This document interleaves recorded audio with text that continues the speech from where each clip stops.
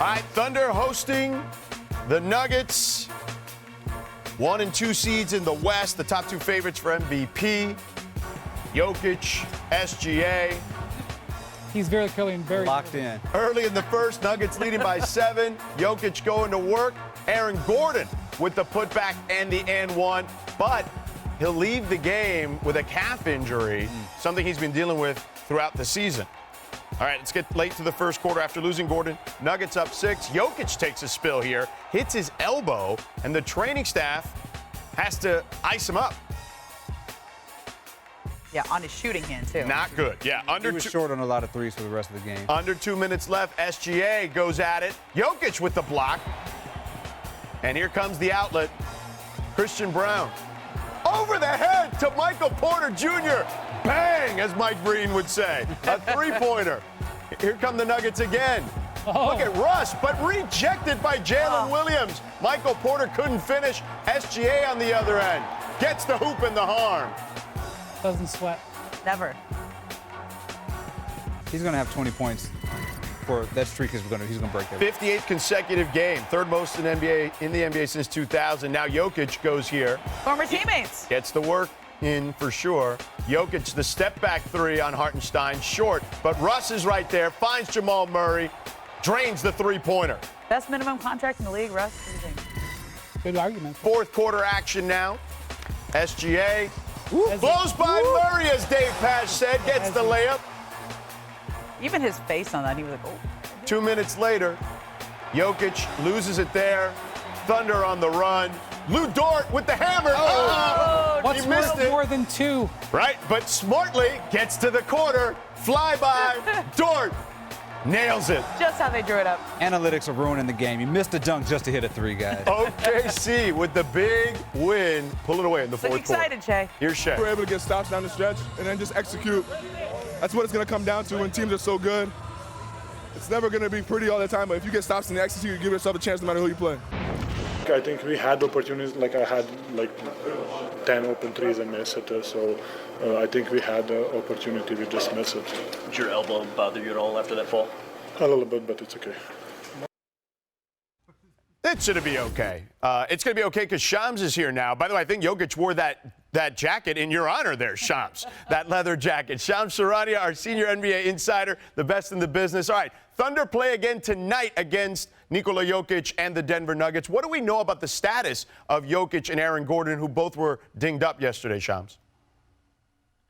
George, Nikola Jokic is questionable to play tonight. He's dealing with issues in not just his left elbow, but also his right elbow. So both elbows have issues going on. He is banged up, but I'm told he will warm up tonight with the intention to try to play. There is optimism that he's going to be able to give it a go here on this back-to-back against Shai Gilgeous-Alexander and the Oklahoma City Thunder. The bigger concern, though, for the Denver Nuggets is Aaron Gordon, their two-way stalwart. He is out tonight with a right calf injury. He also has been dealing with an ankle sprain, but that calf, he suffered strains in November, December, and again here this month. And it's likely that he needs some period of time to rest both his ankle and his calf. I'm told the Nuggets will likely spend the next couple days after tonight's game to figure out the best treatment plan for Aaron Gordon. Tough stuff for Denver there. Shams, thanks, man. You're the man. Appreciate you. We'll talk to you later. Yes, sir. There he is. So, Brian, what did last night tell you about these teams? The spread in between them. The Thunder's margin for error is enormous. Denver's margin for error is much smaller. Obviously, you lose Aaron Gordon in this game. It makes a huge difference. What happened, Chet Holmgren feasted as soon as Gordon went off the court. Shai Gilgeous-Alexander, okay, he scored 40 points in this game. B-minus performance, in all honesty. He's such a good player that he can play at less than his top level and still dominate the game. Guys, he took 11 threes in this game. George, I know you did the sidelines for this game. I almost wonder if he was just kind of messing around. Not messing around, but like just taking a look at what it would be like to shoot some more threes. Like, if this was a game that really had something important on the line, he does not take 11 threes, and he might score 50 points. That's how good they are. He can go 2 for 11, and they can still win this game running away. Well, that's the luxury that the Thunder have, because we just saw the stat about outscoring teams by 15 points in the fourth quarter. This is the third time they've outscored a team by 20 in the fourth quarter. That's the most in franchise history since the Sonics did in '88, right? Like the two things that teams have that are unstoppable in this league right now, one is when the Celtics are in the three-point barrage and nobody can stop them, and the other is when the Oklahoma City Thunder clamp down defensively, and there is no answer for it. Even with Jokic on the court, they shut them down. They turned the TV off in the fourth quarter, and they just took the game away. They have a 12 to 15-minute stretch like that. Nobody can do anything about that defense. They just have so much depth. I mean, you're watching in the fourth quarter of that game, and it was a close game. And I remember at the end, Dave has to go, this has turned into a blowout. Well, they're actually beating teams by an average of 13 points a year. That would break an NBA record from the 1971-72 and LA Lakers that won 33. Yeah, point differential. Yep. So to me, this is routine for them because they have so much depth. Like they have 3-4 guys that can have a big game every night. But what I saw Shea, I mean, you're right, Brian. It was an easy 40. Like he could have had 50 if he shot a little bit better. And he was fresh at the end of the game. And I thought with Jokic, with the elbow, he had to play more. He has to do more. Shea can close like that because he's getting rest. He doesn't have to have all that on him the entire game. To your point, David, they were playing Memphis the other night on ESPN. And Same similar thing. thing. It was a 6-point game with 6 minutes to go. And then with 3 minutes to go, it was a 20-point game. And to your point, Brian, they are experimenting. There's no question. I don't think there's any doubt about that. And they're also experimenting with their two big lineup, right? Chet Holmgren and Isaiah Hartenstein. They've only played like 8 or 9 games together at this point. But in this particular contest, look at the difference when those two were on the floor together. Their offensive rating, 141.7. Their defensive rating would be historic by a wide margin of 83.8. Now, only 18 minutes, small sample size, but that's all you need. Those 18 minutes can absolutely strangle any opponent. I feel like for the Nuggets fans, I should point out that with 10 minutes left to go in the game, there was an obvious foul that would have been Chet Holmgren's sixth, where he hit Russell Westbrook in the head that was uncalled. Having said that, 26 minutes Holmgren played in this game. He was held down a little bit by foul trouble. He's over plus 30. I think he was plus 32 in those 26 minutes. When they can go to those lineups that can stress out other teams, either going extra small or extra big, it just makes them harder to deal with, especially on their home court, where they're going to be throughout the Western Conference playoffs. Yeah. All right. Do they have doubters still? Are you guys, anybody here a doubter still of the Thunder?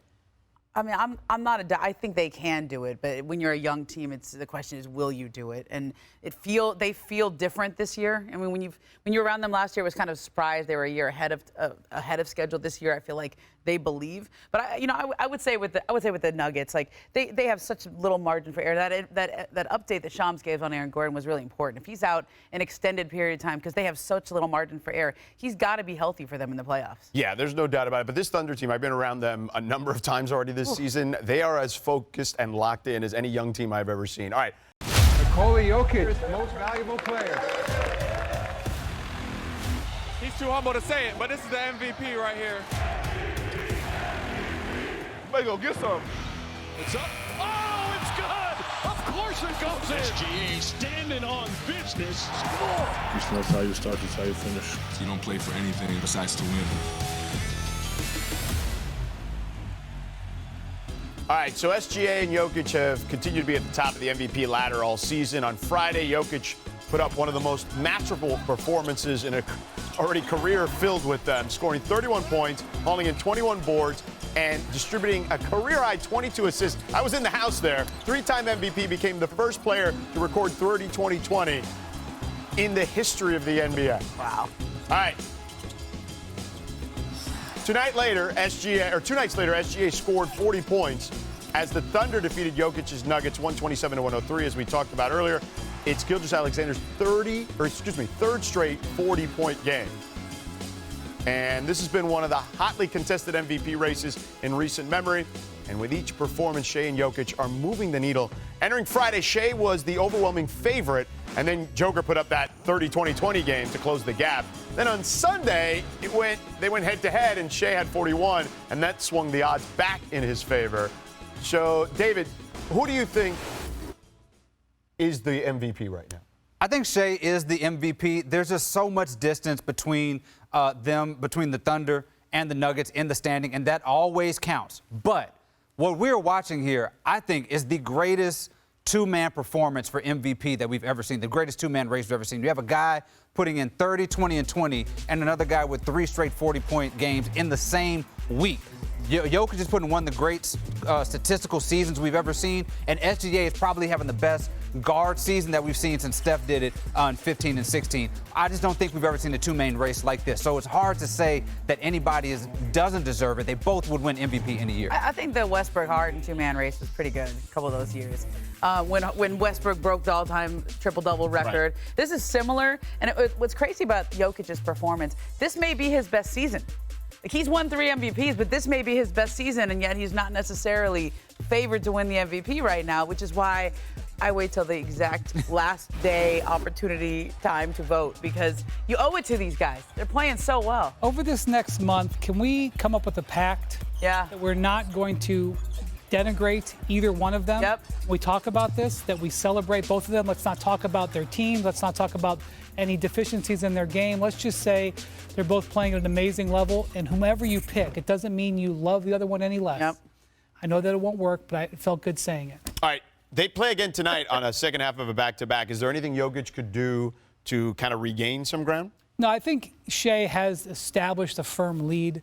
It would have to take an extraordinary set of circumstances, which could happen. Which is what he does. That's true. I mean 30, out there 20, with no 20. Aaron Gordon. And, When I was in that game on Friday, when that happened, I was stunned because I figured Wilt would have probably have done it. So the fact that he's the only one to do that, I mean, he could pull that off again. I would say that it would take something from Jokic in these head-to-heads to change it, and I don't know if that's possible with Denver dinged up. Does the head-to-head matter to you? I think he probably would have needed to dominate both head-to-head matchups. Now, SGA was great the first one. I think they'd be 1-1 now if Jokic dominated this one. So I think it's too far behind from that. He would need to put up monster numbers both times. Like, if they win tonight and it's Jokic, if Jokic was 50 What if he goes 40-20-20 tonight? What if he goes 40-30-30? Yeah. How about, I mean, listen, with him, everything is possible, okay? Yeah.